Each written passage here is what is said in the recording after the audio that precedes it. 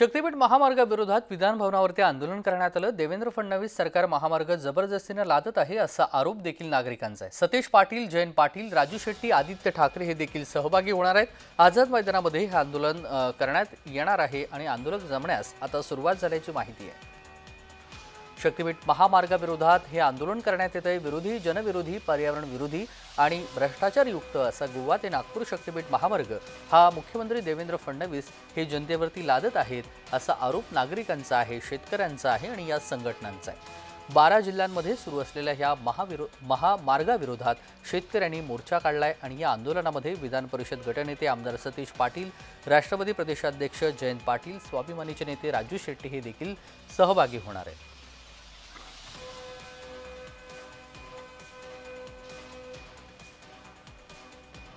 आणि या सगळ्या संदर्भात सविस्तर माहिती जाणून घेऊया। चेतन किर्दत आपले प्रतिनिधी या आंदोलनामधून आपल्या सोबत जोडले गेलेले आहेत। चेतन, गेल्या अनेक वर्षापासून शक्तीपीठ महामार्गाविरोधात आंदोलनं झाली, मोर्चे झाली, आता मात्र थेट विधान भवनावरती आझाद मैदानामध्ये हा मोर्चा निघालेला आहे। काय नेमक्या मागण्या आहेत सविस्तर? तेजस, सध्या विधान भवनामध्ये अर्थसंकल्पीय अधिवेशन जे आहे ते सुरू असल्याचं आपल्याला पाहायला मिळतंय। आज खरं तर 11वा दिवस आहे अधिवेशनाचा। आपण पाहिलं तर शक्तीपीठ महामार्गाचा विषय जो आहे हा या अधिवेशनामध्ये देखील गाजताना आपल्याला पाहायला मिळतो। मी सध्या मुंबईच्या आझाद मैदान या ठिकाणी आहे आणि आपण पाहू शकतो शक्तीपीठ महामार्ग विरोधी संघर्ष समितीच्या वतीनं आज एक भव्य आंदोलन जे आहे ते करण्यात येत आहे। विधानसभा अधिवेशनावर धडक मोर्चा जो आहे या मोर्चाचं आयोजन जे आहे ते करण्यात आलेलं आहे आणि हजारोंच्या संख्येने आपण पाहिलं तर या ठिकाणी नागरिक जे आहेत, जे प्रकल्पग्रस्त आहेत ते देखील या ठिकाणी दाखल झालेले आहेत आणि गोवा ते नागपूर दरम्यान हे शक्तीपीठ महामार्ग जे आहे ते होणार आहे। मात्र ही जी सर्व लोक आहेत ही आता मुंबईमध्ये दाखल झालेली आहेत आणि कुठेतरी या महामार्गाचा विरोध जो आहे तो या सर्व नागरिकांकडून करण्यात येतो आहे।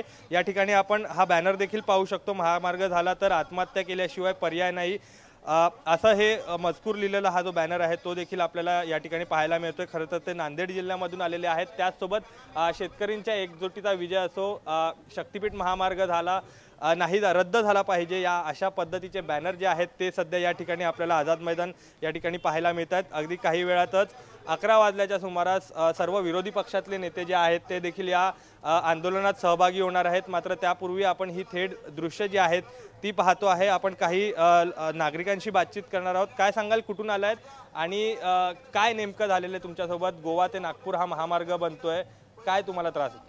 कोल्हापूर जिल्ह्यातून जवळजवळ 1,500 ते 2,000 शेतकरी रात्रीचा प्रवास करून या ठिकाणी आता पोहोचलेले आहेत, जेणेकरून विधान भवनावरती अधिवेशन काळामध्ये आपल्याला राज्यकर्त्यांना जे काय आमच्या कोल्हापूर जिल्ह्यातल्या शेतकऱ्यांच्यावरती लादलेलं संकट आहे की पहिल्या पूर्वीच्या काळात जर बघितलं तर कुठले प्रकल्प झाले त्याला जमिनी गेल्या, कॅनॉलसाठी जमिनी गेल्या किंवा अनेक कारणासाठी जमिनी सरकारनं काढून घेतल्या। आता उरल्या सुरलेल्या सुद्धा जमिनी काढून घेण्याचा घाट आणि कुठल्या तरी कुणाच्या तरी फायद्यासाठी हा शक्तीपीठ महामार्ग ज्याची आवश्यकता नागरिकांना तिथल्या होणार नाही, त्याचा उपयोग होणार नाही आणि फक्त कुठल्या तरी कंत्राटदारांना पोसायसाठी हा निर्माण केलेला शक्तीपीठ महामार्ग या ठिकाणी सर्वसामान्य शेतकऱ्याच्या जीवावर उठलेला आहे आणि यातून शेतकरी संपणार आहे, यातनं उभा राहणार नाही आणि त्याला पैशाचा आमिष दाखवून काहीतरी दाखवून हे थांबणारं नाही आहे। तुमची किती एकर जमीन आहे आणि सरकारच्या वतीनं काय सांगण्यात आले? माझ्या गावातनं 2 रेषा गेलेल्या आहेत।